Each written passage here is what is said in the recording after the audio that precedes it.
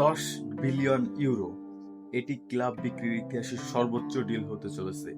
Spanish গণমাধ্যমের মতে Saudi যুবরাজ মোহাম্মদ বিন সালমান এই ক্লাবটি ক্রয় করার জন্য বিবেচনা করেছেন। বার্সা কি তবে নিউক্যাসল বা পিএসজির পথে হাঁটছে? চলেন ভিডিওতে জেনে আসি পুরো ঘটনা।